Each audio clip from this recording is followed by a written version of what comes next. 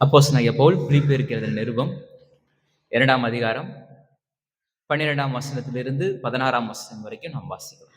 அப்போஸ்தலனாகிய பவுல் பிலிப்பியருக்கு எழுதின 2ஆம் அதிகாரம் 12ஆம் வசனத்திலிருந்து 16ஆம் வசனம் வரைக்கும். ஆதலால் எனக்கு பிரியமானவர்களே, நீங்கள் எப்பொழுதும் கீழ்ப்படிகிறபடியே நான் உங்களுக்கு சமீபமாய் இருக்கும்போது மாத்திரமல்ல, நான் தூரமாய் இருக்கிற எப்பொழுதும் அதிக பயத்தோடும் நடுக்கத்தோடும் உங்கள் ரட்சிப்பு நிறைவேற பிரயாசப்படுங்கள். ஏனெனில் தேவனே தம்முடைய தயவுள்ள சித்தத்தின்படி விருப்பத்தையும் செய்கையையும் உங்களில் உண்டாக்குகிறவராய் இருக்கிறார். நான் வீணாக கூடினதும் வீணாக பிரயாசப்பட்டதும் இல்லை என்கிற மகிழ்ச்சி கிறிஸ்துவின் நாளில் எனக்கு உண்டாயிருப்பதற்கு ஜீவ வசனத்தை பிடித்துக் கொண்டு உலகத்திலே உடல்களைப் போல பிரகாசிக்கிற நீங்கள் கோணலும் மாறுபாடுமான சந்ததியின் நடுவிலே குற்றமற்றவர்களும் கபடற்றவர்களும் தேவனுடைய மாசற்ற பிள்ளைகளுமாய் இருக்கும்படிக்கு எல்லாவற்றையும் முறுமுறுப்பு இல்லாமலும் தப்பிப்பில்லாமலும் செய்யுங்கள். கிறிஸ்தவ வாழ்வியலை போதிக்கும் பிலிப்பிய நிருபம் என்ற இந்த தலைப்பில் தான் இந்த பிலிப்பிய நிருபத்தை நாம் தொடர்ந்து தியானித்துக் கொண்டு வருகிறோம். ஆண்டவரை ஏற்றுக்கொண்டிருக்கிறோம். நம்முடைய இருதயத்துல, நம்முடைய சிந்தையில, நம்முடைய ஆத்மாவில முழுவதுமாய் கர்த்தரை நாம அங்கீகரித்து அவரை நம்முடைய ஆண்டவராக ஏற்றுக்கொண்டு அவரை ஆராதிக்கிறோம், அவரை வணங்குகிறோம், அவரை பின்பற்றுகிறோம். அதனாலதான் கிறிஸ்தவர்கள் அப்படின்ற டைட்டிலுக்கு நாம தகுதியானவர்களா அப்படின்றத நம்ம பரிசோதனை செய்து கொள்ள வேண்டியது நம்மளுடைய அவசியமா இருக்கிறது. இதுல நம்மளுடைய வாழ்க்கை கிறிஸ்துவுக்கு நேராய் எப்படி கொண்டு போகணும், கிறிஸ்துவை சார்ந்து எப்படி கொண்டு போகணும், கிறிஸ்துவை மையப்படுத்தி எப்படி கொண்டு போகணும் அப்படின்றதுதான் நம்முடைய கிறிஸ்தவ வாழ்வின் அந்த மேன்மை அடங்கியிருக்கு. கிறிஸ்தவ வாழ்வின் மையமே அதுல தான் அடங்கியிருக்கு. இந்த பிலிப்பிய நிருபம் நடைமுறையில கிறிஸ்தவ வாழ்வியலே நமக்கு போதிக்குது. ஒரு சூப்பர்ஸ்டிஷியஸா, ஒரு மூட நம்பிக்கையா அப்படிலாம் இல்லை.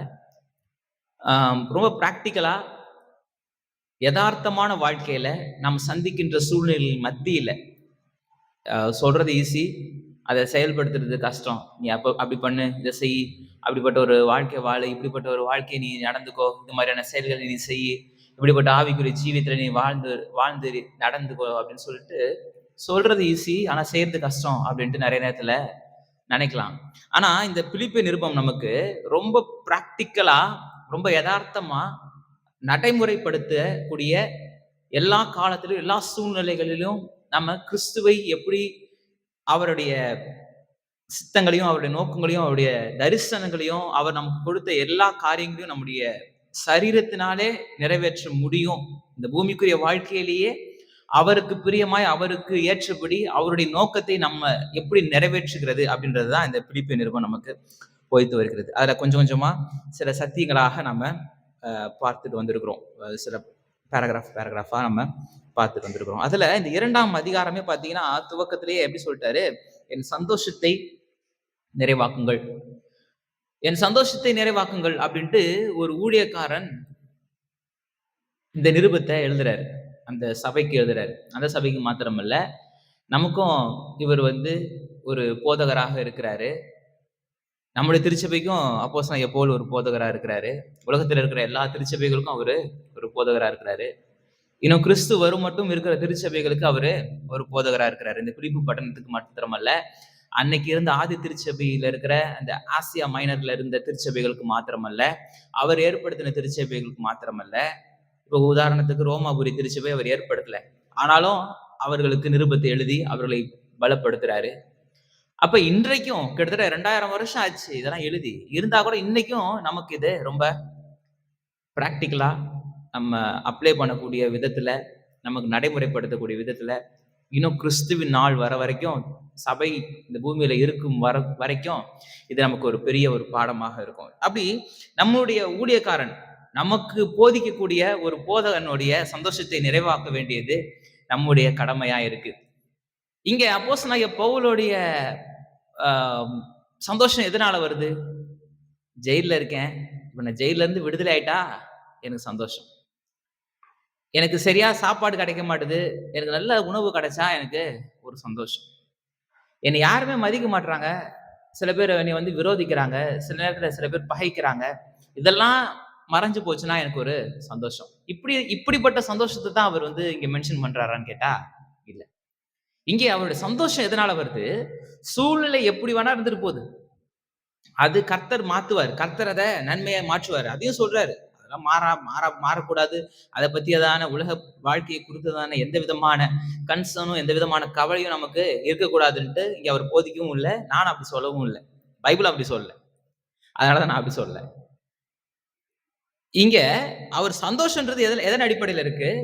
அவருடைய எதிர்பார்ப்புகள், இந்த பூமிக்குரிய எதிர்பார்ப்புகளின் அடிப்படையில அவருக்கு சந்தோஷம் இல்ல. அவருடைய சரீர பிரகாரமான தேவையின் அடிப்படையில அவர் சந்தோஷம் இல்ல. அவருடைய சந்தோஷம் எதுல இருக்குன்னு கேட்டா, தேவோட ராஜ்யம் கட்டப்படணும். தேவோட ராஜ்யம் விரிவாகணும். தேவோட ராஜ்யம் பெருகணும். சுவிசேஷம் இந்த பூமி எங்கும் பிரஸ்தாபிக்கப்படணும். ஜனங்கள் விடுதலையாகணும். ஜனங்கள் மகிழ்ச்சியாய் வாழணும். ஜனங்கள் விடுதலையோட வாழணும். பாவத்திற்கும் பிசாசிற்கும் அடிமையாய் இருந்த ஜனங்களை கர்த்தர் விடுவிக்கிறார் என்ற சுவிசேஷத்தை அவங்க ஏற்றுக்கொள்ளணும். ரட்சிப்படைந்து ஒரு நல் ஒழுக்கமுள்ள வாழ்க்கை இந்த பூமியில வாழ்கிறது மாத்திரமல்ல, பரலோகத்திற்கும் போகணும். நித்திய வாழ்க்கைன்னு ஒண்ணு இருக்கு. அந்த வாழ்க்கைக்கு ஏற்ற ஒரு வாழ்வியலை இந்த பூமியில, இந்த நிழலாட்டமான வாழ்க்கை அவங்க இந்த சுவிசேஷத்தை ஏற்றுக்கொண்டு வாழணும். அப்படி வாழ்றதுதான் எனக்கு சந்தோஷம்னு அவர் சொல்றாரு. நம்மளை சபையை பார்த்து சொல்றாரு, நம்மளெல்லாம் பார்த்து சொல்றாரு, என் சந்தோஷத்தை நீங்க நிறைவாக்குங்க. அப்ப சந்தோஷத்தை நிறைவாக்குங்கள். அப்ப தேவனோட ராஜ்யத்தை நீங்க கட்டுங்க. இதுதான் எனக்கு சந்தோஷம். அப்ப நமக்கு கொடுத்த அவர் கட்டளை என்ன? தேவனோட ராஜ்யத்தை நீங்க கட்டுங்க. இப்ப தேவனோட ராஜ்யம் கட்டுங்கன்னு சொல்லிட்டாரு. இப்ப இதுக்கு தடையா இருக்கிற என்ன காரியம்ன்றதுதான் இந்த இடத்துல ஒரு பிரதானமா இந்த 2ஆம் அதிகாரத்துல பேசுறாரு. தேவனோட ராஜ்யம் கட்டப்படுவதற்கான தடைகள் என்ன? மிக பிரதானமான தடையை தான் இங்க பேசுறாரு. நான் சபையில எப்போதுமே சொல்வேன், தேவனோட ராஜ்யத்தை கர்த்தர் 2 விதமான கருவிகளை கொண்டு கட்டுகிறார். ஒன்று சபை, 2வது குடும்பம். இந்த கிறிஸ்தவ குடும்பங்களும் கிறிஸ்தவ திருச்சபைகளும் தேவனோட ராஜ்யத்தை கட்டுகின்ற இடங்களாய் இருக்கிறது. தேவனோட ராஜ்யத்தை கட்டும் இடங்களாக இந்த 2 காரியங்களும் கர்த்தர் பயன்படுத்துறார். குடும்பத்தை பயன்படுத்துறார். கணவன், மனைவி, பிள்ளைகள், பெற்றோர் அப்படின்ட்டு ஒரு பெரிய ஒரு அந்த ஸ்ட்ரக்சரை தேவனோட ராஜ்யத்தை கட்டுவதற்கென்று பயன்படுத்துறார். திருச்சபையில போதகர், சபை ஜனங்கள், மூப்பர்கள், மெய்ப்பர்கள், சுவிசேஷகர்கள், அப்போஸ்தலர்கள், தீர்க்கதரிசிகள், போதகர்கள், இப்படி ஒரு பெரிய ஸ்ட்ரக்சரை உண்டாக்கி இதன் மூலமா தேவனோட ராஜ்யத்தை கட்டுகிறார். இதெல்லாம் கட்டுகிறதற்கு பயன்படுத்தப்படும் காரியங்கள். இதுக்கு தேவனோட ராஜ்யம் கட்டப்படாததற்கு, தேவனோட ராஜ்யம் கட்டுவதை அந்த விரிவாக்கத்தை தடுப்பதற்கு பிசாசானவன் பயன்படுத்துற ஒரு காரியம் என்னன்னு கேட்டீங்கன்னா, பிரிவினை. அவன் ஆரம்பத்திலிருந்தே பிரிக்கிறதுல ரொம்ப கில்லாடியா இருப்பான். அவனோட ஸ்ட்ராட்டஜியும் ஒண்ணுதான். ஆரம்பத்துல இருந்து, ஆதி நாட்கள்ல இருந்து அவனோட ஸ்ட்ராட்டஜி ஒண்ணுதான். ஏன்னா அவன் தேவனிடத்திலிருந்து பிரிந்தவனா இருக்கிறான். நல்லா தெரிஞ்சுக்கோங்க. ஏன் அவன் வந்து தள்ளப்பட்ட தூதனா இருக்கிறான்? தள்ளப்பட்ட தூதனுக்கும் கர்த்தருடைய தூதர்களுக்கும் உள்ள வித்தியாசம் என்ன அப்படின்னா, இவர்கள் தேவனோடு இணைந்து இருக்கிறார்கள், இவன் தேவனை விட்டு பிரிஞ்சிருக்கிறான். இப்ப அவன் தேவனை விட்டு பிரிஞ்சதுனால இப்ப எல்லாவற்றையும் பிரிக்கிறதுல அவன் ரொம்ப ஜாக்கிரதையா இருப்பான். பிரிவினைகள் தேவனோட ராஜ்யத்தை, தேவனோட ராஜ்ய விரிவாக்கத்தை, தேவனோட ராஜ்யத்தின் பெருக்கத்தை தடுக்கும். நீங்க எந்த பிரிவினையாக இருந்தாலும் சரி, என்ன காரியங்களாக இருந்தாலும் சரி, இதற்கு மிக பிரதானமான ஒரே காரணம் பிசாசானவன் தான். கர்த்தர் என்னைக்குமே பிரிக்கிறவர் கிடையாது. கர்த்தர் சேர்க்கிறவர், கர்த்தர் இறுக கட்டுகிறவர், கர்த்தர் வந்து சேர்த்து வைக்கிறவர், கர்த்தர் வந்து ஒரு மனத்தின் ஆவியானவர். அவர் வந்து நம்மளை வந்து ஒன்றாய் நடத்துகிறவரா இருக்கிறாரு. ஏன்னா திரியேக தேவனே எப்படி அவங்க தங்களை எப்படி பயன்படுத்துறாங்க? ஒன்றாய் இருக்கிறோம் அப்படின்ட்டு அந்த பதத்தை பயன்படுத்துறாங்க. பிதாவாகிய தேவன், குமாரனாகிய தேவன், பரிசுத்தாவியாகிய தேவன், இவங்களே ஒன்றாய் இருக்கிறார்கள். அந்த இடத்துல அந்த ஒற்றுமைன்றது இருக்கு. அந்த ஒற்றுமை, அந்த ஒன்னஸ் வந்து என்ன பண்ணுது? அந்த தேவனுடைய முழு நோக்கத்தை நிறைவேற்றுகிறது. சிருஷ்டிப்புல திரியேகத்தன்மை எப்படி செயல்படுதுன்றதை நம்ம பார்த்திருக்கிறோம். ரட்சிப்புல தேவனுடைய திரியேகத்தன்மை எப்படி செயல்படுதுன்றதை பார்த்திருக்கிறோம். மக்களுடைய மீட்புல எப்படி செயல்படுதுன்னு பார்த்திருக்கிறோம். பரலோகத்துல எப்படி செயல்படுதுன்றதை பார்த்திருக்கிறோம். அப்ப நித்தியத்திலிருந்து நித்தியம் வரைக்கும் திரியேக தேவனுடைய தன்மைகள் இந்த பூமியை கட்டுவதற்கு, இந்த பூமியை ஆசீர்வதிப்பதற்கு, இந்த பிரபஞ்சத்தை உருவாக்குவதற்கு அவருடைய அந்த ஒன்னஸ் பயன்பட்டுச்சு. பிசாசானவன் பிரிந்து வந்ததுனால அவன் அவர்களுடைய பிரசனத்துல அவர்களுடைய வேலையை செய்யும் அவர்களுடைய தேவனுடைய காரியங்களை நிறைவேற்றும் ஒரு தூதனா இருந்தவன் அவன் பிரிஞ்சு வந்ததுனால இப்ப மக்களை ஃபர்ஸ்ட் தேவனையும் மனுஷனையும் பிரிக்கிறான். மனுக்குலத்தின் துவக்கமா இருந்த ஆதாம் ஏவாளையும் என்ன பண்றான்? தேவனை விட்டு பிரிச்சிடுறான். மனிதர்களையும் ஒருத்தரோட ஒருத்தர் பிரிக்கிறான். இன்னைக்கு ஒரு சொசைட்டிக்குள்ளாக நம்ம போய்கிட்டு இருக்கிறோம். ஒரு கலாச்சாரத்திற்குள்ளாக போயிட்டு இருக்கோம். இன்ட்ரோவர்ட் அப்படின்ற ஒரு இது வந்திருக்கு. எனக்கு யாரும் வேணாம், எதுவும் வேணாம், நான் தனியா வாழ்வேன், எனக்கு எந்த விதமான சொந்தங்களும் வேணாம், எனக்கு திருமணம் வேணாம். இப்ப துறவரத்தை பத்தி நான் பேசல. துறவரம்ன்றது அந்த ஆதி காலத்துல இருந்து அது வேற ஒரு இது. அது அர்ப்பணிப்போட வாழ்க்கை, அர்ப்பணிப்போடு செய்கிறது. எனக்கு எதுவும் இந்த பூமிக்குரிய காரியங்கள் எல்லாவற்றிலிருந்து விளங்கி கர்த்தரிடத்துல இருக்கிறேன், இல்ல தெய்வத்தை நோக்கி நான் செல்கிறேன்ற அது வேற டாபிக். இன்னைக்கு இந்த இன்ட்ரோவர்ட்ன்ற மாடர்ன் டேஸ்ல யூஸ் பண்ற சில ஒரு வார்த்தைகளை அந்த ஒரு ஐடியாலஜியில தான் நான் பேசிட்டு இருக்கிறேன். எனக்கு யாரும் வேணாம், எனக்கு எதுவும் வேணாம், நான் தனியா இருப்பேன், யார்ட்டையும் நான் பேச மாட்டேன், இதெல்லாம் கேள்விப்பட்டிருப்பீங்க நினைக்கிறேன். இது மாதிரி இன்னைக்கு மாடர்ன் டேஸ்ல நிறைய இது மாதிரியான கலாச்சாரங்கள் இருக்கு. இது எல்லாமே பாத்தீங்கன்னா தேவன் ராஜ்யத்தை தடுப்பதற்கு பிசாசானவன் பயன்படுத்துகிற காரியங்கள். அப்ப இதுக்கு இந்த ஒற்றுமையை, இந்த ஒருமனத்தை, இந்த சமாதானத்தை எதெல்லாம் கெடுக்குது? எது கெடுக்குது? இதை கெடுக்காம நம்ம இப்படி வாழணும். இப்படிப்பட்ட ஒரு வாழ்க்கையை நம்முடைய வாழ்க்கையில எப்படி ஒரு தாக்கத்தை ஏற்படுத்துது? இது எப்படிப்பட்ட ஒரு விஷயத்தை நாம செய்யணும் அப்படின்றதெல்லாம் சொல்லிட்டு கர்த்தரை ஒரு உதாரணத்தை காமிக்கிறார்.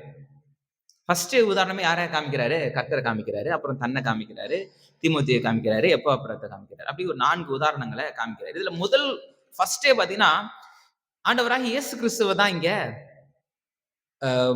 உதாரணமா காமிக்கிறாரு. இதை நம்ம போன வாரத்துல பார்த்தோம். இயேசு கிறிஸ்துவ எப்படி காமிக்கிறாரு?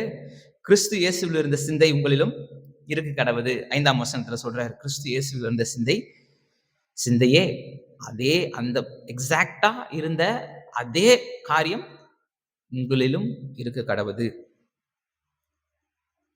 நாம நீங்கள் ஏக சிந்தையும் ஏக அன்பு உள்ளவர்களாய் இருந்து இசைந்த ஆத்துமாக்களாய் ஒன்றையே சிந்தித்து என் சந்தோஷத்தை நிறைவாக்குங்கள்.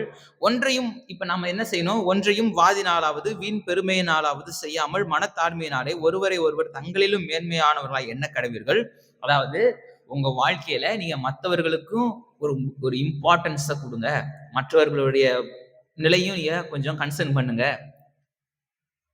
புரொட்டஸ்டன்ட் ஒர்க் எத்திக்ஸ் பத்தி போன வாரத்துல பார்த்தோம். எப்படி ஒரு தொழில் செய்யறேன், ஒரு இது செய்யறேன், இது எனக்கான லாபத்தை மட்டும் பார்க்காம நான் பிறருக்கானவைகளும் யோசிக்கணும். நான் ஒரு பொருளை விற்கிறேன்னா இதை சாப்பிட்றவன் ஹெல்த்தியா இருக்கணும், ஆரோக்கியமா இருக்கணும், அவன் சந்தோஷமா இருக்கணும், அவன் வாழ்க்கை நீடிக்கணும், அவனுக்கு ஏற்ற தொகையில சரியான விலையில அவனுக்கு சில காரியங்களை கொடுக்கணும் அப்படின்ற ஒரு நோக்கத்தோடு கூட இதை செய்யணும்.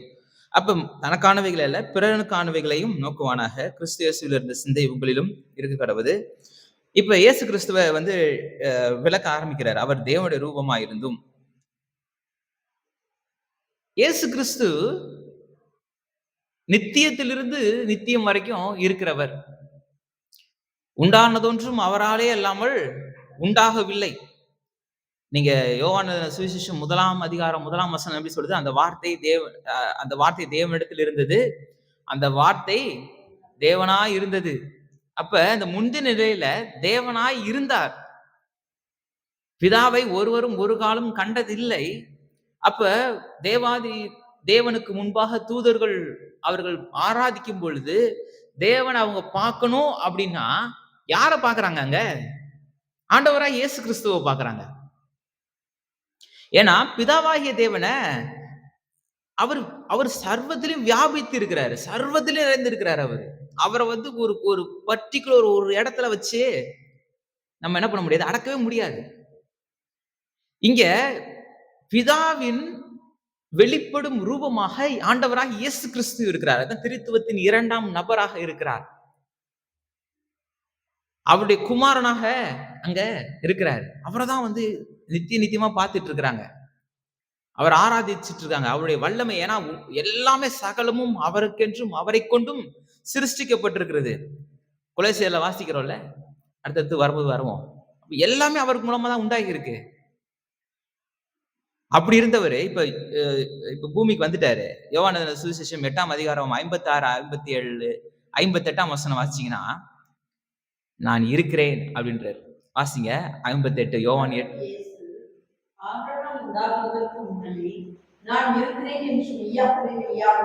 அந்த கான்வர்சேஷன் நமக்கு எல்லாருக்கும் தெரியும்.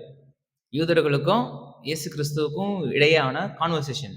ஆபிரகாம் என் நாளை காண ஆசையா இருந்தான், கண்டு களி கூர்ந்தான்னு சொன்ன உடனே, உனக்கு இன்னும் 50 வயசு கூட ஆகல, நீ என்னப்பா ஆபிரகாம் உன்னை பார்த்தாருன்னு சொல்ற? அவர் நம்முடைய முற்பிதாவாச்சே, அவர் மூலமா தான் நம்மளாம் வந்திருக்கிறோம், தேசமாய் கட்டப்பட்டிருக்கிறோம்.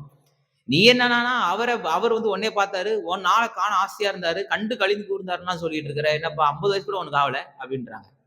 ஆனா இப்ப அவர் சொல்றாரு பாருங்க 58ஆம் வசனத்துல, நான் இருக்கிறேன். இது நமக்கு ஒண்ணும் புரியல. நமக்கு வந்து ஒரு பிளெண்டா இருக்கு. எப்படி அவர் கேட்கிறாரு, நான் இருந்தேன், அப்பவே இருந்தேன்ப்பா அப்படின்னு சொல்லிட்டு போற மாதிரி ஒரு சாதாரண ஒரு வாக்கியம் போல இருக்கு.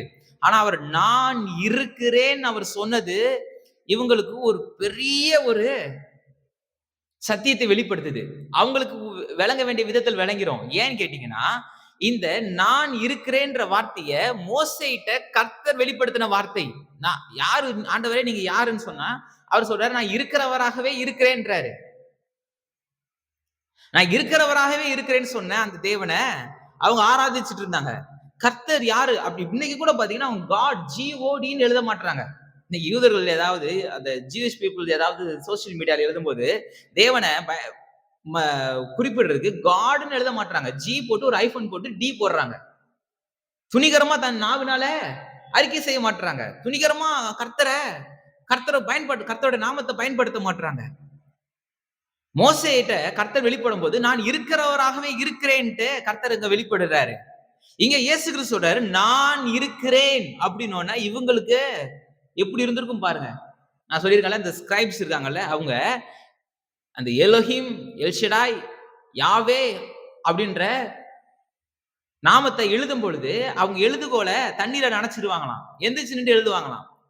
வேதாகமத்தை பிரதி எடுக்கிறவங்க 2000 வருஷத்துக்கு முன்பாக தோல் சுருட்கள்ல வேதாகமத்தை பிரதி எடுக்கும் போது எழுதிக்கிட்டே இருக்கும் பொழுது எங்கெல்லாம் தேவனோட நாமம் வருகிறதோ உடனே எந்திரிச்சு நின்று அந்த ரெவரன்ஸை கொடுத்து அந்த மகிமையும் கனத்தையும் கொடுத்து தன் எழுதுகிற எழுதுகோலை தண்ணீரை நனைச்சு சுத்தம் பண்ணி அந்த வார்த்தையை எழுதிட்டு திருப்பி அடுத்த வார்த்தைகளை உட்காந்து எழுதுவாங்களாம்.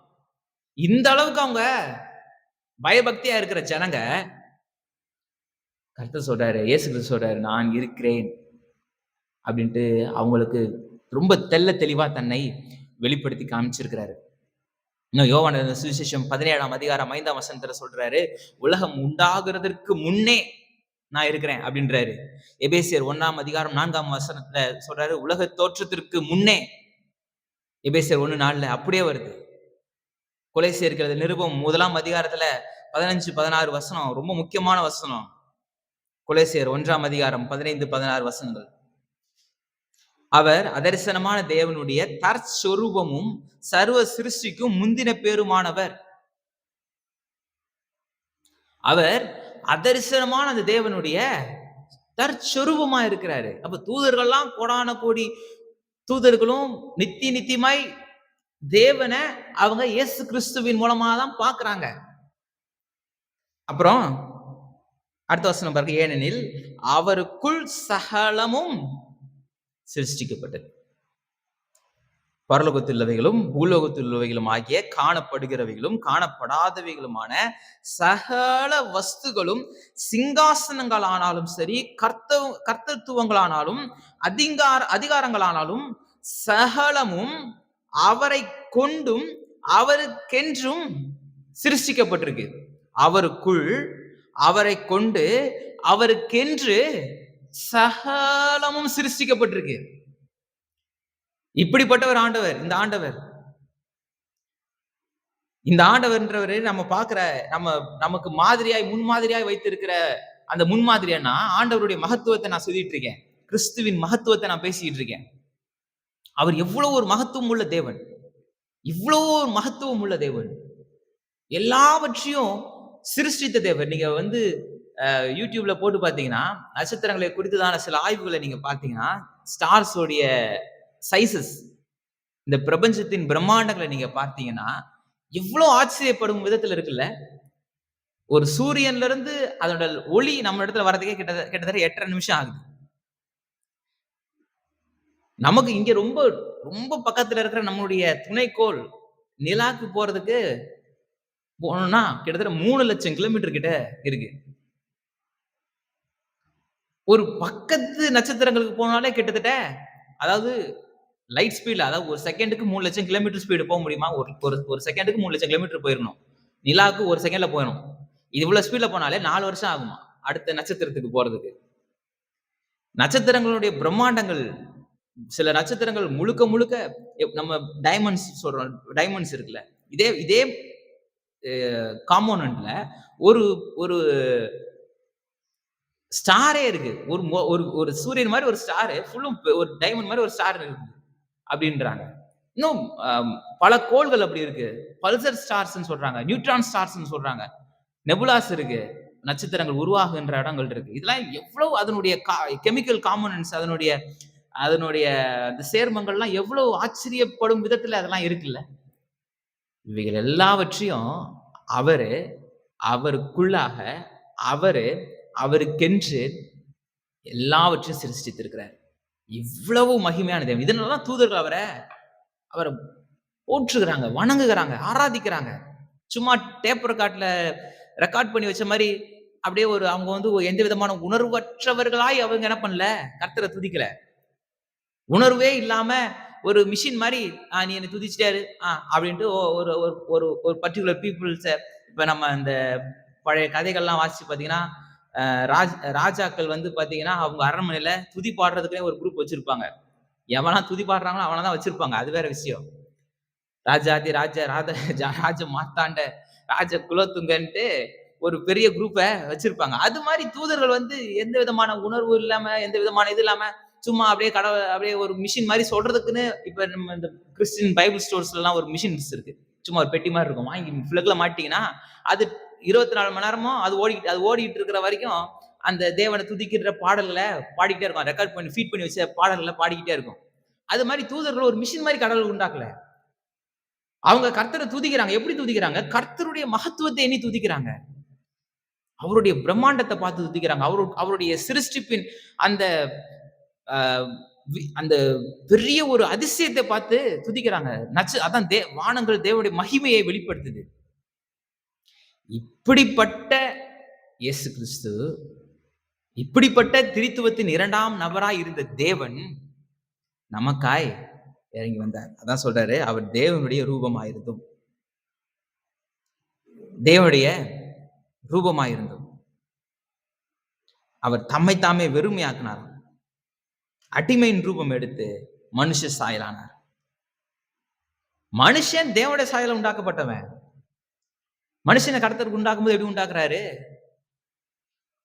நம்மை போல எலோஹிம், அந்த திரியேக தன்மை உள்ள தேவன் நமது சாயலின்படியும் நமது ரூபத்தின்படியும் மனுஷனை உண்டாக்குவோமாக அப்படின்ட்டு உண்டாக்குறாரு.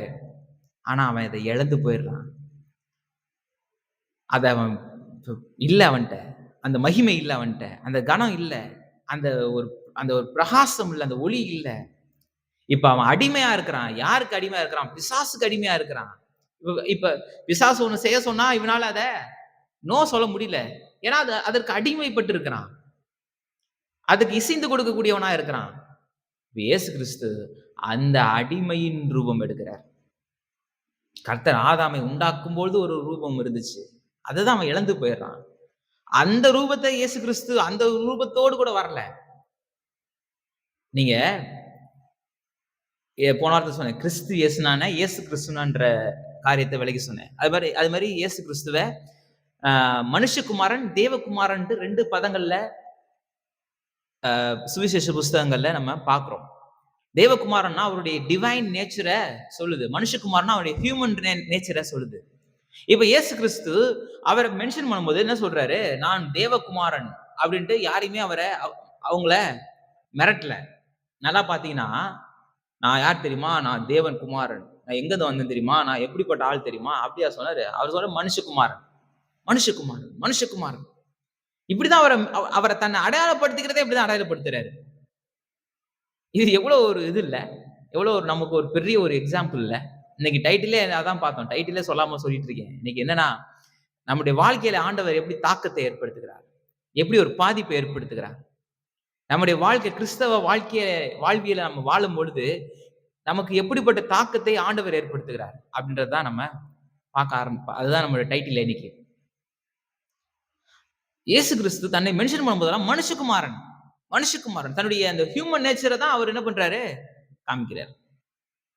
அவரு நான் யார் தெரியுமா? அப்படின்ட்டு நானே அப்படின்ட்டு ஒண்ணு அடிச்சு ஒண்ணு சொன்னார்னா முடிஞ்சு போச்சு. வானத்திலிருந்து தேவ தூதர்கள் இறங்கி இந்த பூமியே ஒண்ணுலாம் பண்ணிட்டு இருப்பாங்க. ஒவ்வொரு தேவ தூதரும் எவ்வளவு மைட்டிஸா இருக்கிறாங்க, எவ்வளவு பராக்கிரமா இருக்கிறாங்க. அவங்க அவங்க திரளான சேனை வந்து அந்த பூமி தாங்குமா? ஒண்ணும் தாங்காது, ஒண்ணும் பண்ண முடியாது. ஆனா அவர் தன்னை எதுல அடையாளப்படுத்துகிறாரு? மனுஷகுமாரன். நீ யாருங்க அப்படின்னு கேட்டா, நம்மளுடைய டைட்டிலே இருக்கிறதுலயே பெஸ்ட் டைட்டில் நம்ம சொல்லுவோம். நாம யாரு அப்படின்ற இருக்கிறதுலயே ரொம்ப சிறந்த காரியத்தை நம்ம எடுத்து பயன்படுத்துவோம். நான் யார் தெரியுமா? நான் வந்து இன்னாருடைய பிள்ளை. நான் யார் தெரியுமா? நான் இந்த காரியத்தை படிச்சவன்.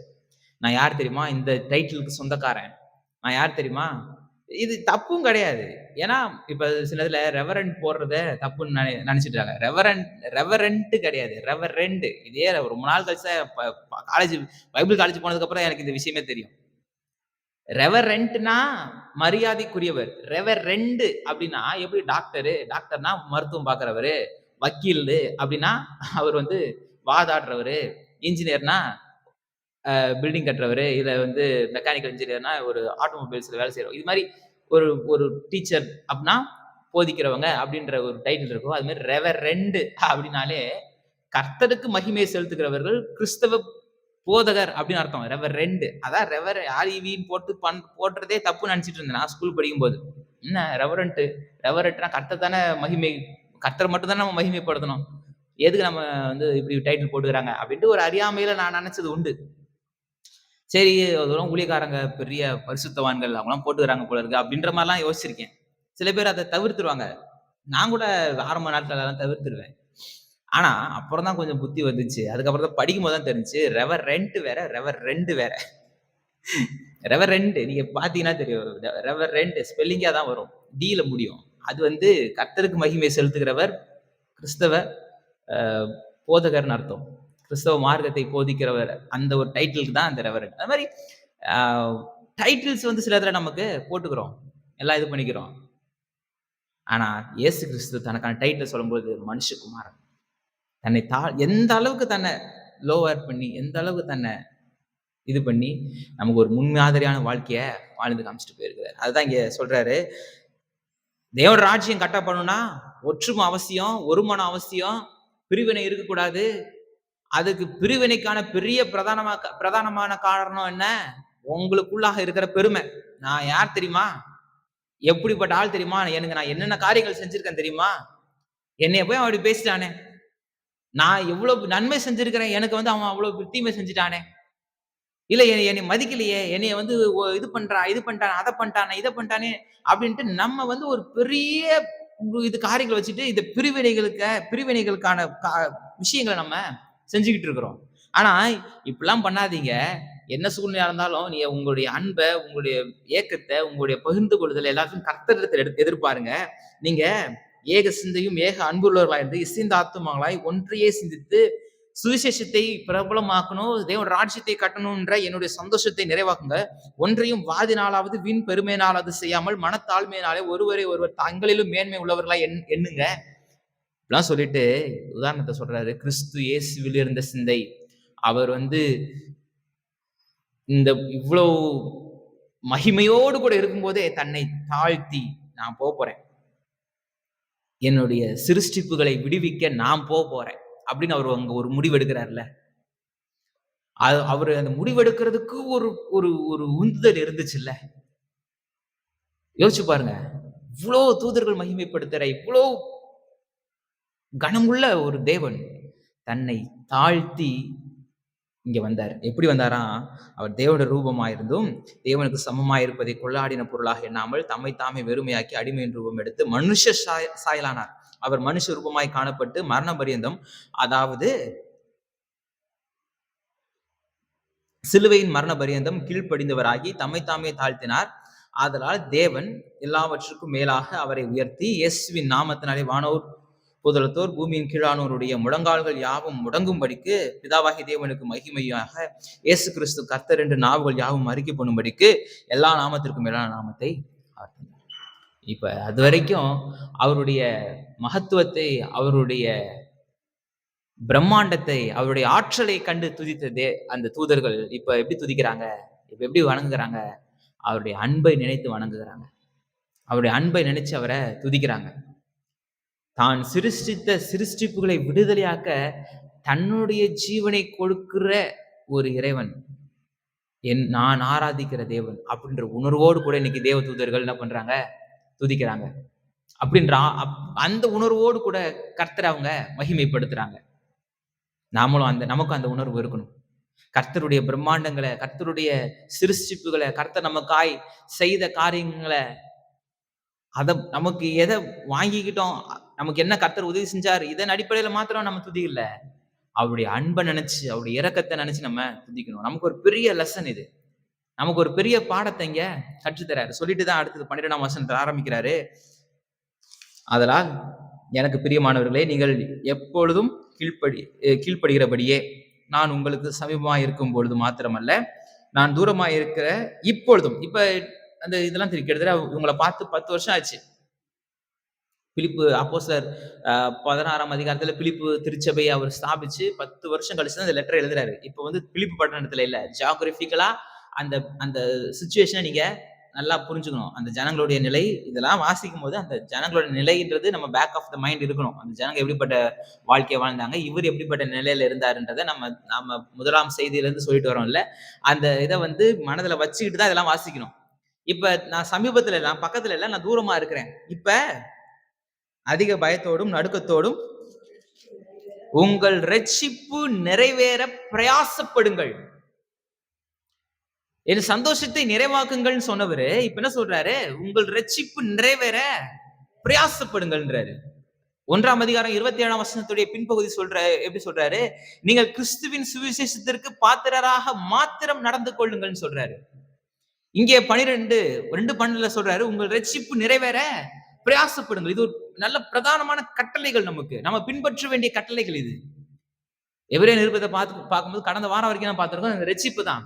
இவ்வளவு பெரிதான ரட்சிப்பை குறித்து கவலையின்றி இருப்போமான தண்டனைக்கு எப்படி தப்பித்துக் கொள்வோம் அப்படின்ட்டு எபிரேயருக்கு எழுதின ஆசிரியர் நமக்கு தெளிவா காமிச்சு கொடுக்கிறாரு. இங்க உங்கள் ரட்சிப்பு நிறைவேற பிரயாசப்படுங்கள். இங்க ரட்சிப்புக்காக இந்த பிரயாசம் பட வேண்டியதில்லை. ரட்சிப்புக்கு நம்ம என்ன பிரயாசப்பட்டோம்? நான் ரட்சிக்கப்படுறதுக்கு நான் என்ன பிரயாசப்பட்டேன்? நீங்க என்ன பிரயாசப்பட்டீங்க? ஒண்ணும் கிடையாது. எதுவும் பண்ணாலும் வேஸ்ட், ஒண்ணும் கிடையாது, ஒண்ணும் பண்ணவும் முடியாது. ஆனா ரட்சிப்பு நிறைவேற பிரயாசம், அதனுடைய ரட்சிப்பு ஃபுல்ஃபில் ஆக, அந்த எதுக்காக நம்ம ரட்சிக்கப்படணும், எதற்காக நான் பிடிக்கப்படணும், அதை தொடர்கிறேன் அப்படின்றாரு. தொடர்ந்து வாசிக்கணும். கிறிஸ்துவுக்காக எதற்காக நான் பிடிக்கப்பட்டனோ அதை நான் தொடர்கிறேன், அதை நான் பின்பற்றுகிறேன் அப்படின்றாரு. அப்ப நம்மளோட ரட்சிப்பு எதன் மூலமா நிறைவேறும்? நம்ம ரட்சிப்பு எப்படி நிறைவேற்ற நம்ம முடியும் அப்படின்னா, தேவனுடைய ராஜ்யத்தை கட்டுவதனால் மாத்திரம் தான் நம்முடைய ரட்சிப்பை நம்ம நிறைவேற்ற முடியும். நம்முடைய பிரயாசம் எதை நோக்கி இருக்கணும் அப்படின்னா, நம்முடைய ரட்சிப்பை நிறைவேற்றுகிறது மூலமாய் மாத்திரம் தான் நம்முடைய பிரயாசத்தை, நம்முடைய வாஞ்சியை, நம்முடைய காரியங்களை நாம நிறைவேற்றி காட்ட முடியும். அதை புரிஞ்சுக்கணும். நம்ம கிறிஸ்துவை ஏற்றுக்கொண்டோம் அப்படின்னா சாதாரணமான ஒரு வாழ்க்கை கிடையாது. ஏதோ இந்த சொல்றாங்கல்ல, அப்படி நம்ம பண்றது கிடையாது. ஏதோ மதம் மாத்துறாங்க அப்படின்ட்டு சொல்லிட்டு இருக்காங்கல்ல. அது அது அது எதுக்கு? நமக்கு எதுக்கு? அது ஒருத்தர் மாறுறதுனால நமக்கு என்ன லாபம் வரப்போகுது? ஆனா மாறுங்க, கர்த்தரை பின்பற்றுங்கன்ற அறிவிக்கிறோம். இதனால பெர்சனலா நமக்கு என்ன பேங்க் அக்கவுண்ட்ல இருந்து யாராவது காசு அனுப்புறாங்களா? இந்த இந்த எல்ஐசி ஏஜென்ட் மாரி நெனச்சுடுறாங்க சில நேரத்துல. எல்ஐசி ஏஜென்ட் இந்த சில பாலிசிஸ் புடிச்சு இத்தன இத்தன பேர சேர்த்து விட்டீங்கன்னா, இவ்ளோ இந்த மெம்பர்ஷிப்ன்ற மாரி இத நெனச்சுக்கிறாங்க. அப்படிலாம் கிடையாது. அப்படி யாராவது இருந்துச்சா அப்படின்னா அப்படின்ற ஒரு சிந்தனை இருந்துச்சுன்னா, எடுத்து போட்டுருங்க. அது அப்படி கிடையவே கிடையாது. ரட்சிப்புனா என்ன? இந்த சாமிய கும்பிடாம இந்த சாமிய கும்பிடு போ அப்படின்னு சொல்றதா? இது அப்படி கிடையாது. இதுல ஒரு பொறுப்பு இருக்கு. இதுக்கு ரொம்ப கஷ்டம். நீங்க கிறிஸ்தவத்தை பின்பற்றுகிறது கஷ்டம். யோசிச்சு பாருங்க. பழைய ஏற்பாட்டுல இருக்கிற அந்த அந்த யூத மதத்த ஃபாலோ பண்றது கூட என்ன 10 கட்டளை இது பண்ணணும், அத பண்ணணும். ஒரு கோவம் இருக்கு, செய்ய மாட்டேன் அப்படின்னு கூட போயிரலாம். நீங்க கோவப்படுறது தப்புன்னு இயேசு கிறிஸ்து சொல்றாரு. இச்சியாதிருப்பாயாக. அத பண்ணு, இத பண்ணு. நம்ம ரொம்ப இது பண்ண வேண்டியது இருக்கு. நமக்கு ஒரு பிரதானமான வேலை இருக்கு. தேவ ராஜ்யம் விரிவடையணும். தேவ ராஜ்யம் விரிவடையணும்னா என்ன பண்ணணும்? போய் டாக்ஸ் குடுக்கணும், சுவிசேஷம் சொல்லணும், இயேசு கிறிஸ்துவ ஏத்துக்கோங்கன்னு சொல்லணும். இது மாத்திரம் கிடையாது. இ இ நம்ம நம்ம எங்க தப்ப விட்டோம் அப்படின்றத தான் இங்க நம்ம பார்த்துட்டு இருக்கிறோம். ஏன் சு கிறிஸ்து மரித்து பரமேறி சென்று 2000 வருஷம் ஆனாலும் இன்னைக்கு பூமியில 800 கோடி மக்கள் இருந்தாலும் முழுமையாய் கிறிஸ்துவை ஏற்றுக்கொண்ட ஜனங்கள் எத்தனை பேர்னா அந்த அந்த பிரம்மாண்டமான தொகைக்கு சொற்பமான ஜனங்கள் தான் தெரிறாங்க. அது விரிவடையணும். திரளான ஜனங்கள் கர்த்தருடைய சமூகத்துல நிற்கிறார்கள் அப்படின்றத யோவான் பார்த்துட்டாரு, தரிசனமா பார்த்துட்டாரு. அதனால திரளான ஜனங்கள் நிற்க போறாங்க. கர்த்தரிடத்துல திரளான ஜனங்கள் மனம் திரும்ப போறாங்கன்றத நான் விசுவாசிக்கிறேன். கர்த்தரை ஏற்றுக்கொள்ள போறாங்கன்றத நான் விசுவாசிக்கிறேன். ஏன்னா பார்த்துட்டாருல்ல. பார்க்கலன்னா பரவாயில்ல. பார்த்துன்னு சொல்லிட்டாரு. பார்த்து எழுதியே வச்சுட்டாரு. யாருமே இல்லங்க. பரலோகமே காலியா இருந்துச்சு. வெறிச்சோடி கடந்துச்சுன்னு யோவான் எழுதியிருக்கிறாரு. இவைகளுக்கு பின்பு திரளான ஜனங்கள் வெண் வஸ்திரங்களை தரித்து கர்த்தரை ஆராதித்திருக்கிறாங்கன்னு பார்த்துட்டாரு. அதனால கர்த்தருடைய சுவிசேஷத்தை ஏற்றுக்கொண்டு தேவன் ராஜ்யம் இந்த பூமியில கட்டப்படும். கடைசி நாட்கள்ல மாம்சமான யாவர் மீதும் கர்த்தருடைய ஆவியானவர் ஊற்றப்பட்டு அநேகர் சாட்சியாய் எழும்புவாங்கன்றதை நான் விசுவாசிக்கிறேன். அதுல எனக்கு எந்த விதமான சந்தேகம் கிடையாது. ஏன்னா வசனம் சொல்லிருச்சு. வசனம் சொன்னா நடக்கும். ஏன்னா பார்த்துட்டு வந்து சொல்லிட்டாரே ஒருத்தர். யாரும் சொல்லலாம் பரவாயில்ல. நமக்கு பார்த்த கண் கூட பார்த்த சாட்சியே நமக்கு இருக்கு. அப்புறம் என்ன நமக்கு கவலை? அதை பத்தி எல்லாம் ஒண்ணும் இது கிடையாது. ஆனா இன்னைக்கு சொற்பமா தெரிறாங்க. தேவன் ராஜ்யம் கட்டப்படுறதுக்கு இயேசு கிறிஸ்துவை ஏத்துக்கோங்க. இயேசு கிறிஸ்துவை ஏத்துக்கோங்கன்னு சொல்லணும். இயேசு கிறிஸ்துவை ஏற்றுக்கொள்ளுங்கன்றது நம்ம சொல்ல வேண்டியது கடமை. ஆனா அதோட நின்றக்கூடாது. அது சொல்றதுனாலே அவங்க ஏத்துப்பாங்களான்னு கேட்டா கிடையாது. நம்ம தான் தேவனோட ராஜ்யம் பேச்சினால இல்ல, அது பலத்தினால இருக்குது. அது பலத்தினால கட்டப்படணும். நம்முடைய வாழ்க்கையை பார்த்து அவன் வரணும். நம்முடைய செயல்களை பார்த்து அவன் என்ன பண்ணணும்? இந்த ஆண்டவரை பின்பற்றணும். நம்ம வேலையில கர்த்தருடைய ராஜ்யத்தை கட்டணும். கர்த்தருடைய ராஜ்யத்தை வெளிப்படுத்தணும். இந்த பிசாசின் ராஜ்யத்தின் மத்தியில ஒரு மிகப்பெரிய இருளின் மத்தியில ஒரு ஒரு தீப்பொறி மாதிரி, ஒரு நெருப்பு பந்து மாதிரி நம்ம இருக்கிற இடத்தை நம்ம வெளிச்சத்தின் சரௌண்டிங்கா மாத்தணும். நம்ம இருக்கிற இடம் அந்த சரௌண்டிங் வெளிச்சமா இருக்கணும். சுற்றி எவ்வளவு பெரிய இருட்டு வேணா இருந்துட்டு போகுது. அது எவ்வளவு பெரிய இது வேணா இருந்துட்டு போகுது. ஆனா ஒரு மெழுகுவத்தி ஒரு காட்டுல இருக்கிற மொத்த இருட்டையும் என்ன பண்ணும்?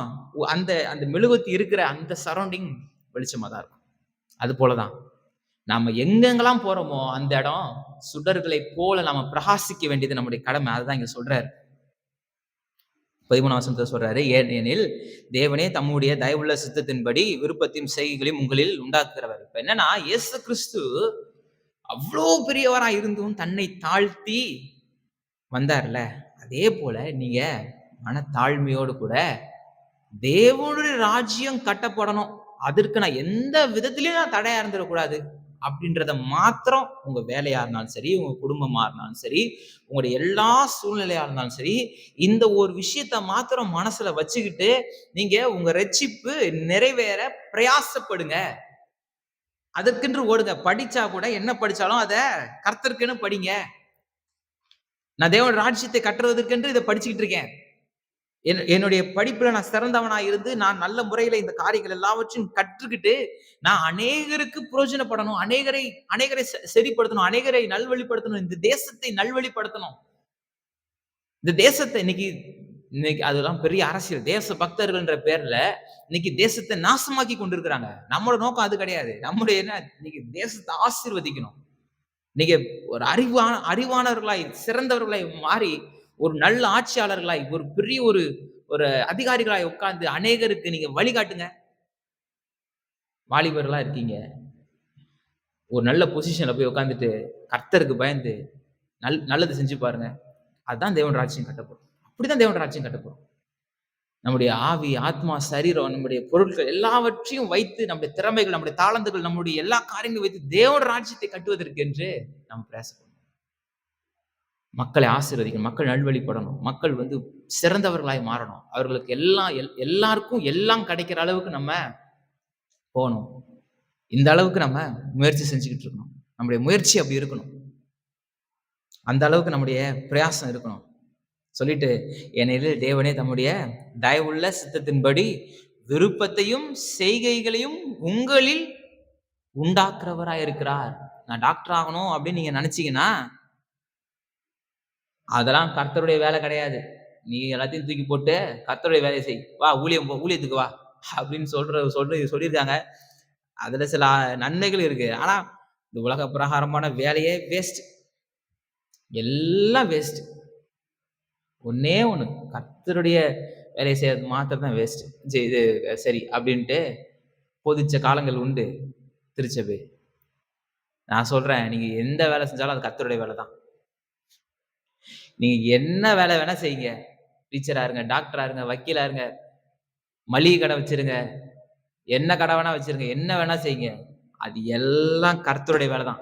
நீங்க என்ன படிப்பு வேணா படிங்க, பிகாம் படிங்க, நீங்க எக்கனாமிக்ஸ் படிங்க, அக்கௌண்ட்ஸ் படிங்க, என்ன வேணா படிங்க, இன்ஜினியரிங் படிங்க, டாக்டருக்கு படிங்க, எல்லாம் பைபிள் காலேஜ் போய் படிக்கிற மாதிரி படிங்க. இல்ல நான் ஸ்கூல்ல தான் படிக்கிறேன்னா அதுவும் பைபிள் ஸ்கூலுக்கு போற மாதிரி படிங்க. காலேஜுக்கு போனதுக்கு அப்புறம் பார்த்துக்கலாம் நினைக்காதீங்க. ஸ்கூலுக்கு போய் கத்துக்கிறது தானே ஸ்கூலுக்கு போறோம், காலேஜஸ் போறோம். எதுக்கு நம்ம அந்த வாலிப வயது எதுக்கு? கத்துக்கிறது தானே. கத்துக்கணும்ல. கத்துக்கலன்னா எப்படி நமக்கு தெரியும்? அப்ப கற்றுக் கொடுக்கிற இடமா நம்ம பார்க்கணும். கற்றுக்கொள்ளுகிற ஒரு இருதயம் வேணும். எல்லாருக்கும் வேணும். எல்லா வயசுலயும் வேணும். கற்றுக்கிட்ட எல்லாம் எனக்கு தெரியுன்ற இதுல எப்ப இருந்துருவாரு. ஒவ்வொரு நாளும் நம்ம அந்த ஸ்டடியில இருக்கணும். ரொம்ப முக்கியம் அதெல்லாம். சொல்லிட்டு நான் இப்ப சொல்றாரு, நான் இப்ப அவரை எக்ஸாம்பிள் காமிச்சிட்டார். இயேசு கிறிஸ்து எக்ஸாம்பிள் வச்சுட்டு இப்ப அவரை எக்ஸாம்பிள் வச்சார். நான் வீணாக ஓடினதும் வீணாக பிரயாசப்பட்டதும் இல்லை என்கிற மகிழ்ச்சி கிறிஸ்துவின் நாளில் எனக்கு உண்டாயிருப்பதற்காக நமக்கு உண்டாயிருக்குமா? அப்படி ஆண்டவருக்கு முன்னாடி நம்ம வைக்கும் போது நான் வீணாக ஓடினதில்லை, வீணாக நான் பிரயாசப்பட்டதில்லை, நான் எல்லாவற்றையும் கர்த்தருக்குன்னு மாத்திரம்தான் நான் செஞ்சிருக்கேன், என்னுடைய செய்கைகள் எல்லாம் கர்த்தரை பிரியப்படுத்தினது மாத்திரம்தான் அப்படி நம்மளால சொல்ல முடியுமா? தைரியமா சொல்லணும். இங்க சொல்றாருல, அது மாதிரி நம்ம சொல்லணும். ஜீவ வசனத்தை பிடித்துக்கொண்டு உலகத்திலே சுடர்களை போல பிரகாசிக்கிற நீங்கள், ரட்சிப்பு எப்ப நிறைவேறும்? ரட்சிப்பு நிறைவேற பிரயாசப்படுங்கன்னு சொல்றாரு. நீங்க ரட்சிப்பு நிறைவேற பிரயாசப்படுங்கன்னு சொல்லிட்டு யாருக்கு அட்வைஸ் கொடுக்குறாரு? உலகத்தில் சுடர்களை போல பிரகாசிக்கிறவர்களை பார்த்து என்ன சொல்றாரு? ரட்சிப்பு நிறைவேற பிரயாசப்படுங்கன்றாரு. இந்த சுவிசேஷத்தை பிரபலப்படுத்துவதற்கு, தேவன் ராஜ்யத்தை கட்டுவதற்கு இந்த பிலிப்பு பட்டணத்து ஜனங்கள் எவ்வளவு பிரயாசப்பட்டாங்க. அவங்க தங்களுடைய ஜீவனை கொடுத்தாங்க, தங்களுடைய ஆஸ்திகளை கொடுத்தாங்க, தங்களுடைய குடியுரிமையின் ஸ்லாக்கியங்களை இழந்தாங்க. எவ்வளவு இழப்புகள், எவ்வளவு போராட்டங்கள், எவ்வளவு பாடுகள் மத்தியில தங்களுடைய பிள்ளைகளை சாக கொடுத்தாங்க, தங்களுடைய ஆஸ்திகளை இழக்க கொடுத்தாங்க, தங்கள் பெற்றோர்களை இழந்தாங்க. பிள்ளைகள் எவ்வளவு கஷ்டப்பட்டாங்க, தங்களுடைய ஜீவனை கொடுத்தாங்க. எல்லாருமே இவ்வளவும் பண்ணவங்கள சுடர்களை போல பிரகாசிக்கிற அவர்களை பார்த்து சொல்றாரு, உங்கள் ரட்சிப்பு நிறைவேற பிரயாசப்படுங்கன்னு அவங்கள பார்த்து சொன்னார்னா நாம அது எவ்வளவு சீரியஸா எடுத்துக்கணும். இவ்வளவு பிரயாசப்பட்ட அவர்களே, இந்த உலகத்திற்கு சுடர்களை போல பிரகாசிக்கிற அவர்களையே உங்கள் ரட்சிப்பு நிறைவேற நீங்க பிரயாசப்படுங்கப்பான்னு சொன்னார்னா நம்ம இன்னும் எவ்வளவு அதிகமா நம்ம என்ன பண்ணணும்? இதுல ஜாக்கிரதையா இருக்கணும்ல. சொல்லிட்டு அவர் சொல்றாரு, கோணலும் மாறுபாடான சந்ததியின் நடுவே குற்றமற்றவர்களும் கபடற்றவர்களும் தேவனுடைய மாசற்ற பிள்ளைகளுமாய் இருக்கும்படிக்கு எல்லாவற்றையும் முறுமுறுப்பில்லாமலும் தர்க்கிப்பில்லாமலும் செய்யுங்கள். முறுமுறுப்பு இல்லாம தர்க்கிப்பு இல்லாம நீங்க செய்யுங்க. அப்ப முறுமுறுப்பு, அந்த ஒரு ஒரு தர்க்கிப்பு எது கொடுக்குது? அழிவை கொடுக்குது. நீங்க 1 கொரிந்தியர் புஸ்தகம் 10ஆம் அதிகாரம் 10ஆம் வசனத்தை வாசிச்சு பார்த்தீங்கன்னா, 1 கொரிந்தியர் 10:10 வாசிங்க.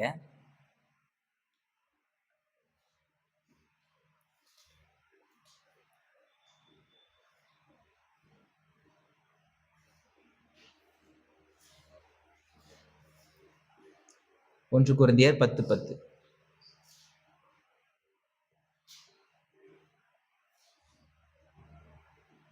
வாசி. சிலர் முறுமுறுப்பு சங்காரக்காரனாலே அழிக்கப்பட்டார்கள். அதுபோல நீங்களும் முறுமுறுக்காதிருங்கள். யார் முறுமுறுத்தா? கொஞ்சம் பின்னாடி போய் வாசிச்சு பாருங்க. கர்த்தருடைய ஜனங்கள் தேவனுடைய ராஜ்யத்தை கட்ட வேண்டியவர்கள், தேவனுடைய ராஜ்யத்தை கட்டும் பணியிலே இருந்தவர்கள். அவர்களோட நோக்கம் தேவனுடைய ராஜ்யத்தை கட்டணும். ஆனா அவங்க செயல்கள் முறுமுறுப்பு. தேவனுடைய ராஜ்யத்தை கட்டணும்னு தான் கர்த்தர் நம்மளை ரட்சிக்கிறாரு. ஆனா நம்முடைய செயல் என்னவா இருக்கு? அதற்கு ஆப்போசிட்டா முறுமுறுக்கிறவர்களாய் நாம இருக்கிறோம். இந்த முறுமுறுப்பு எது என்ன கொடுக்குதா? வாசிங்க 10:10. அவர்களில் சிலர் முறுமுறுத்து சங்காரக்காரனாலே அழிக்கப்பட்டார்கள். அதுபோல நீங்கள் முறுமுறுக்காதிருங்கள். பெரிய அட்வைஸ். முறுமுறுக்காதிருங்கள். முறுமுறுப்பு அழிவை கொடுக்கும். தேவனுடைய ராஜ்யத்தை கட்டும் பணியில இருந்தா கூட முறுமுறுப்போடு கூட ஒரு ஒரு வாஞ்சை இல்லாம, ஒரு இது இல்லாம, ஒரு பகையோடு கூட இருக்கிற காரியங்கள் அழிவை கொடுக்கும். அது அழிவுக்கு நேராய் கொண்டு போய் விட்டுரும். தேவனுடைய ராஜ்யத்தை கட்டும் பணியில இருக்கிறோம். சமாதானம் உண்டா இருக்கணும், சந்தோஷம் உண்டா இருக்கணும், ஒற்றுமை இருக்கணும். சில நேரத்துல நெகட்டிவா போகுது. நம்ம எதிர்பார்த்த மாதிரி சுற்றத்தார் இல்ல, நம்ம எதிர்பார்க்கிற மாதிரி சில காரியங்கள் நடக்கல, நமக்கு வேதனையை கொடுக்குது, நமக்கு பாதிப்பை உண்டாக்குது, நம்முடைய இருதயம் நோகடிக்க செய்யறாங்க சில பேரு. அப்படிதான் நடக்குது. ஆனா இதெல்லாம் தேவனுடைய ராஜ்யத்தை கட்டுவதை தாமதப்படுத்தும். நம்முடைய சமாதான குலைச்சலுக்கு நேராக நம்மளை வழி நடத்திடக்கூடாது. நம்முடைய சமாதானம் எங்கிருந்து வரணும், நம்முடைய சந்தோஷம் எங்கிருந்து வரணும், இந்த பூமிக்குரிய காரியங்கள்ல இருந்து நம்ம எதிர்பார்த்துட்டு அதை மையப்படுத்தியே நம்ம இருந்துடக்கூடாது. நான் இந்த பிசினஸ் செய்யறேன், எனக்கு இந்த இதுல இவ்வளோ இதாயிருச்சு, அதனால நான் ரொம்ப சோகமா இருக்கிறேன், நான் ரொம்ப இதா இருக்கிறேன், நான் அதை பண்றேன், எனக்கு இப்படி ஆகி போச்சு, அதனால நான் அப்படிப்பட்டு இருக்கேன், நான் யார்ட்டையும் இது பண்ண மாட்டேன், யார்ட்டையும் பேச மாட்டேன், நான் அதை பண்ண மாட்டேன், இப்படி பண்ண மாட்டேன். சபை எவ்வளோ பெரிய ஒரு இது தெரியுமா? பிரிவினைகளுக்குள்ள இருக்கு தெரியுமா? கேஸ்ட் அடிப்படையில சபைகள் இருக்கு தெரியுமா? இதெல்லாம் நீங்க கேள்விப்பட்டிருக்கீங்களான்னு தெரியல. ஊருக்கு 2 சர்ச் இருக்கும். ஒண்ணு இந்த கேஸ்ட் இருக்கும் அந்த சர்ச்சுக்கு போ, இந்த கேஸ்ட் இருக்கும் இந்த சர்ச்சுக்கு போ. இதெல்லாம் எவ்வளவு கொடுமை தெரியுமா? அங்க கர்த்தர் நிற்பார் நினைக்கிறீங்களா? கண்டிப்பா கிடையாது. அவங்க பண்ற பாடல்கள், அவங்க பாடுற பாடல்கள் எல்லாம் வீணு. அவங்க பேசுற பிரசங்கங்கள் எல்லாம் சுய பிரசங்கங்கள் தான். எதுவுமே கர்த்தருடைய ஆவியானவருடைய பிரசனமே அந்த இடத்துல இருக்காது. சீலிங் போடுறதுக்கு 80 கோடி ஆச்சுன்ட்டு கணக்கு எழுதியிருக்காங்க. இது கவர்மெண்ட் எடுத்து அவங்க அரெஸ்ட் பண்ணி வச்சிருக்கு. சர்ச் விஷயத்துல கவர்மெண்ட் உள்ள போனதுனால வெளிப்படையா சொல்றேன். சீலிங் போடுறதுக்கு 80 கோடி ஆச்சுன்ட்டு கணக்கு எழுதி வச்சிருக்கான். எவெல்லாம் கமிட்டில இருந்தாலும் அவன் அக்கௌண்ட் ஃபுல்லும் ரொம்ப இருக்கு. எப்படிடா இந்த காசு உனக்கு வந்துச்சுன்னு கேட்டா, போட்டது பாதி, அடிச்சது பாதின்னு எடுத்துட்டு போயிட்டான். சர்ச்சில் வெளியில அரசியல்வாதி பண்றான், அவன் பண்றான், இதை பண்றான் இல்ல, சபை திருச்சபை செய்து. அப்ப இன்னைக்கு பிரிவினைகள் பிரிச்சு போயிருந்து ஏதோ சுயநலத்தோட சுய லாபத்தோடு கூட தற்பெருமைகளோடு கூட தானை முன்னிலைப்படுத்தி நான் யாருன்னு தெரியுமா? இன்னைக்கு ஆக்சுவலா எனக்கு நிறைய ஆசைகள் இருக்கு. ஒவ்வொருத்தரையும் நம்ம சர்ச்சே பைபிள் காலேஜ் மாதிரி தான் எடுத்துட்டு இருக்கேன் ஃபுல்லும். சில இதுல சொல்லும் போது சில இதில் சொல்லுவீங்கல்ல, ஏன்னா பைபிள் காலேஜ் கிளாஸ் எடுத்த மாதிரி போயிட்டு இருக்கு இன்னைக்கு அப்படின்ட்டு. அப்படிலாம் பைபிள் காலேஜ் அளவுக்குலாம் நான் ஒன்றும் எடுக்கிறது கிடையாது. அந்த அளவுக்கு எனக்கும் வந்து சரக்கு கிடையாது. ஏதோ தெரிஞ்சது வரைக்கும் சும்மா சொல்லிக்கிட்டு இருக்கேன். ஆனா, எனக்கு என்ன ஆசைன்னா, எல்லாருமே அந்த அளவுக்கு வேதத்துல தேறினவர்களா இருக்கணும்ன்றது தான் என்னுடைய வாஞ்சை. எல்லாவற்றையும் கற்றுக்கணும். வேதத்துல எத கேட்டாலும் உங்களுக்கு சும்மா பின் டிராப்ல நீங்க விளக்கத்த சொல்லணும் அப்படின்றது தான் என்னுடைய ஆசை. அதனால தான் டவுட்னா கேளுங்க. நம்ம நம்ம அத நம்ம இது பண்ணி டிஸ்கஸ் பண்ணி நம்ம அதுல ஒரு ஒரு கன்க்ளூஷனுக்கு வருவோம். இதெல்லாம் எதுக்கு நான் இதெல்லாம் பண்றேன் அப்படின்னா, எல்லாரும் தேறினவர்களா இருக்கணும் அப்படின்றது தான் என்னுடைய வாஞ்சையா இருக்கு. ஆனா, சில பாரம்பரிய திருச்சபைகள்ல ஜனங்க வர ஜனங்க போயிட்டு வாலண்டரியா அவங்களே என்ன பண்ணுவாங்க, காலேஜஸ்ல படிப்பாங்க. மாஸ்டர் டிகிரிலாம் உட்காந்து சில சில இன்ஸ்டிடியூட்ஸ்லாம் இருக்கு. சும்மா நீங்க வந்து எழுதிட்டு போனாலே அவங்க சர்டிஃபிகேட் குடுக்குற இன்ஸ்டிடியூட்லாம் இருக்கு. நெறைய காரியங்கள் இருக்கு. அ அது மாரி நெறைய இருக்கு. காசுக்கு சர்டிஃபிகேட் விக்கிற இன்ஸ்டிடியூட் கூட இருக்கு. அதெல்லாம் வேற விஷயம். எதுக்குடா படிக்கிறாங்கன்னு கேட்டா, வர போதகருக்கு நீ மட்டுமா அந்த டிகிரி வச்சிருக்க, நானும் அந்த டிகிரி வச்சிருக்கேன்னு காமிக்கிறதுக்காக படிக்கிறாங்க. இத ஒருத்தர் வெளிப்படையாவே சொன்னாரு. "வர்றவன் நம்ம மதிக்கணும் மதிக்கணும்ல" அப்டின்னாரு. வர்ற ஆளு என்னைய மதிக்கணும்ல. நான் எவ்வளோ பெரிய ஆளு, என்ன எவ்வளோ பெரிய பிசினஸ் மேன் அதெல்லாம் ஒரு பக்கம் இருக்கட்டும். பைபிள்ல கூட நான் ஒரு ஸ்காலர். உன்னோட நான் ஒரு பெரிய ஸ்காலர். நீ வந்து பிடி முடிச்சிருந்தீன்னா, நான் வந்து மாஸ்டர் டிகிரி முடிச்சிருக்கேன். எம்டிஏ முடிச்சிருக்கேன் அப்படின்னு காமிக்கிறதுக்காகவே இந்த டிகிரிய நான் போட்டிருக்கேன்னாரு. கர்த்தர் பிரியப்படுவாரா? தேவனுடைய ராஜ்யம் கட்டப்படுமா? வாய்ப்பே கிடையாது. அப்ப நம்முடைய பிரதானமான நோக்கம் தேவனுடைய ராஜ்யம் கட்டப்படும். பிரிவினைகள் இருக்கக்கூடாது. அது நம்ம குடும்பங்கள் மூலமா தான் கட்டப்படும். சபை மூலமா தான் கட்டப்படும். சபையில இருக்கிற ஜனங்கள் மூலமா தான் தேவன் ராஜ்யத்தை தேவன் கட்டுகிறாரு. நம்மை கொண்டு தான் இந்த பூமியில கிரியை செய்றாரு. நம்மை கொண்டு தானே கிரியை செய்றாரு. நம்மள வச்சு தானே அவர் வந்து வேலை செய்றாரு. நம்மள வச்சு தானே அவர் வந்து எல்லாத்தையும் செய்றாரு. காரியங்கள செய்றாரு, நிறைவேற்றுகிறாரு. அப்ப ஜாக்கிரதை உள்ளவர்களாய் நம்முடைய ரட்சிப்பு நிறைவேற பிரயாசப்படணும். நம்முடைய ரட்சிப்பு பூரணப்பட நம்ம பிரயாசப்படணும். தேவனுடைய ராஜ்யம் கட்டப்படுறது தான் நம்மளுடைய பிரதானமான நோக்கமா இருந்து, நம்ம சில காரியங்களை செய்யணும். சமாதானத்தின் ஒருமையை காத்துக்கொள்ளணும். ஏன்னா நம்முடைய நமக்குள்ளாக விருப்பத்தையும், செய்கைகளையும் கர்த்தர் உண்டாக்குகிறார். அதன்படி நம்ம வாழணும். வாழும்போது நிச்சயமாய் கர்த்தர் நம்மளை ஆசீர்வதிக்கிறவராய் இருக்கிறாரு. இதுல ரொம்ப ஜாக்கிரதையா நம்ம செயல்பட வேண்டிய அவசியம் நமக்கு இருக்கு. பொறுப்பு இருக்கு, கடமை இருக்கு. நமக்கு அந்த பொறுப்பு இருக்கு அப்படின்ற உணர்ந்து நாம செயல்படணும். நமக்கு பொறுப்பு இருக்கு. எனக்கு இந்த ஒரு பொறுப்பு இருக்கு அப்படின்ற ஒரு பெரிய ஒரு கன்சர்ன் நமக்கு இருக்கணும். எதற்காக நான் பிடிக்கப்பட்டனோ அதை அதை தொடர ஆசையா இருக்கிறேன். கர்த்தர் என்னை கொண்டு தேவன் ராஜ்யத்தை கட்ட விரும்புறாரா? ஆண்டவரே, எந்த அளவுக்கு என்னால முடியுமோ அந்த அளவுக்கு நான் வேலை செய்றேன் ஆண்டவரே. எந்த அளவுக்கு என்னால முடியுமோ அந்த அளவுக்கு நானு பிரயாசப்படுறேன். ஏன்னா ரட்சிப்புக்கு நான் எந்த பிரயாசமும் படல. ஆனா நீங்க என்னை அழைச்சீங்கல்ல, அந்த நோக்கத்தை நிறைவேற்றுகிறதுக்கு நான் பிரயாசப்படுறேன். அப்படின்ற பிரயாசம் நமக்கு ஒவ்வொருத்தருக்கும் இருக்கணும். ஒவ்வொருத்தருக்கும் அந்த வாஞ்சை இருக்கணும். அந்த வாஞ்சை உள்ள வந்துருச்சுன்னா, எதுவும் உங்களை சஞ்சலப்படுத்தாது. எதுவும் உங்கள சோர்வடைய செய்யாது. சோர்வு வந்தா வரும். வராதெல்லாம் சொல்ல மாட்டேன். கஷ்டம் வரும். ஒரு சோர்வு வரும். ஒரு பலவீனம் வரும். ஒரு மன கஷ்டம் வரும். ஆனா, அத அப்படியே நீங்க பகையா மாத்தி, அத விரோதமா மாத்தி, அத அப்படியே ஊதி ஊதி பெருசாக்கி, அத ஒரு பெரிய விஷயமா கொண்டு போக மாட்டீங்க. வந்துச்சா, மன கஷ்டமா இருந்துச்சா, ஒரு வேளை ஜெபம் பண்ணுவீங்க. சில நேரம் டைரக்ட்டா கூட பேசி ஏதாவது பண்ணி, அத அப்படியே முடிச்சு, நீங்க அடுத்த கட்டத்துக்கு தேவ ராஜ்யம் கட்டப்படணும்ன்ற ஒரு வாஞ்சையோடு கூட உங்க வாழ்க்கைய நீங்க நகர்த்துங்க. நிச்சயமா கர்த்தர் உங்களை ஆசீர்வதிப்பார். நாம் அனைவரும் எழுந்து நிற்கலாம்.